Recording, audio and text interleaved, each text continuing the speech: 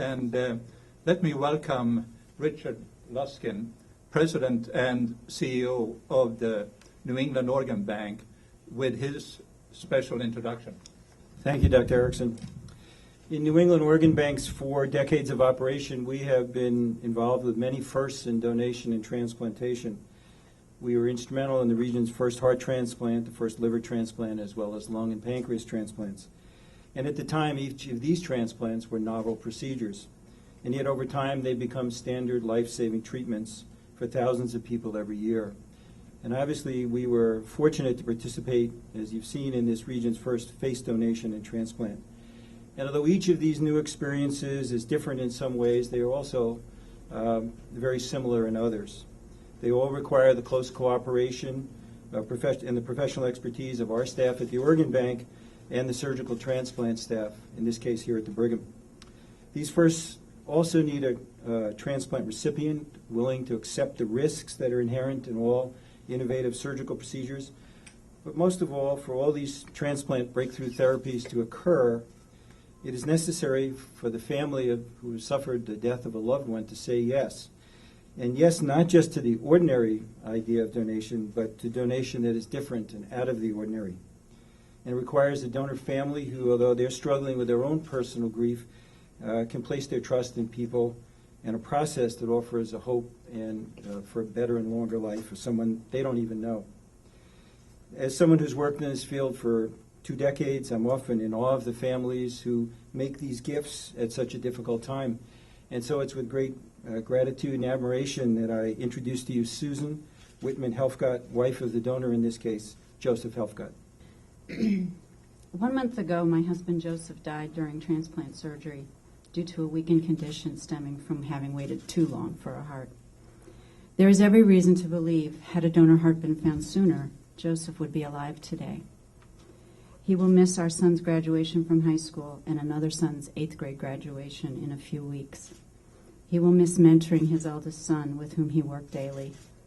He will miss talking with his only daughter about her life and her newfound career. And we will miss him. Joseph was born the son of Holocaust survivors. He immigrated at age 2 through Ellis Island, grew up in poverty in the Lower East Side, and earned a doctorate in sociology in spite of the fact his mother was illiterate. After mentoring students at NYU and Boston University for a decade, he found his niche mentoring Hollywood studios on the marketing of films such as Iron Man, Spider-Man, X-Men. I mention these films in particular because it strikes me that Joseph was actually the real true superhero. Being an organ donor, his greatest legacy as a mentor is having set an example to help Jim, who sits beside me today.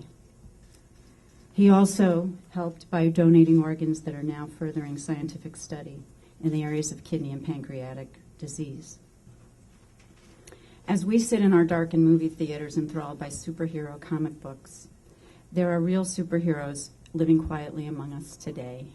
They are the women and the men who have agreed to sign organ donor cards. Thousands in the United States wait, small children with congenital heart defects who cannot run and play, soldiers who have served in Iraq and Afghanistan, coming home without faces and limbs, and young mothers watching children in kidney failure. Go to your computer and enter Donate Life. Follow the directions and become an organ donor. Si habla español y quisiera ayudar por computadora, vaya, done vida.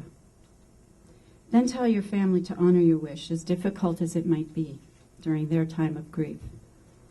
Joseph's life ended in vain too soon, but not really, because it's been my great joy now to meet Jim and find him able to breathe and to speak and eat on his own for the first time in 4 years. It is a miracle, and it's a blessing.